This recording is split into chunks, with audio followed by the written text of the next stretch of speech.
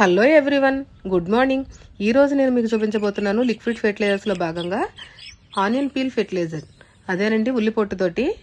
దీన్ని ఎలా తయారు చేయాలి అంటే 3 రోజుల పాటు ఆనియన్ పీల్స్ని నీళ్ళలో నానబెట్టి దాన్ని 1:10 రేషియోలో కలిపి మొక్కలకి ఇచ్చినట్టయితే మొక్కలు ఎన్పీకే డైరెక్ట్గా అందుతుంది. అలాగే పూత కాయలు బాగా వస్తాయి అన్నమాట. మైక్రో న్యూట్రియంట్స్ ఏవైతే కావాలో అవన్నీ కూడా దీని ద్వారా అందుతాయి.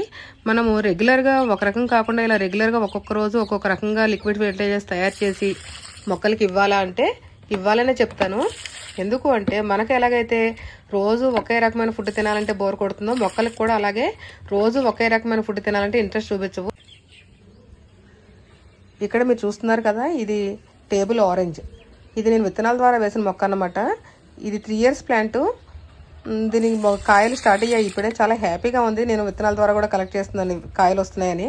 ఇది మల్లె చెట్టు నా గార్డెన్లో ఉంది. చూడండి మొగ్గలు పువ్వులు ఎంతగానో ఉన్నాయనేది. దీనికి మెయిన్ రీజను మనం ఇచ్చేటువంటి లిక్విడ్ ఫెర్టిలైజర్సే. ఈ లిక్విడ్ ఫెర్టిలైజర్స్ వల్ల నార్మల్ ఫెర్టిలైజర్స్ కంటే కూడా పోషకాలు ఏవైతే ఉంటాయో అవి మట్టిలో త్వరగా ఇదవుతాయి, అబ్జర్వ్ అవుతాయి.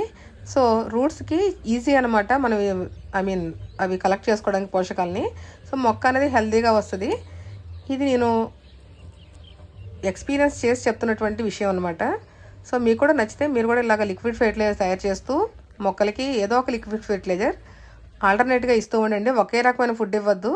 మనకు ఎలాగైతే ఒకే రకమైన ఫుడ్ తినాలంటే ఇంట్రెస్ట్ ఉంటుందో మొక్కలకు కూడా అలాగే ఒకే రకమైన పోషకాలని అలవాటు చేయకూడదు. ఇలా మనం మార్చి మార్చి ఇస్తూ ఉంటే అవి హెల్తీగా ఉంటాయి. నచ్చితే లైక్ చేయండి. Thank you.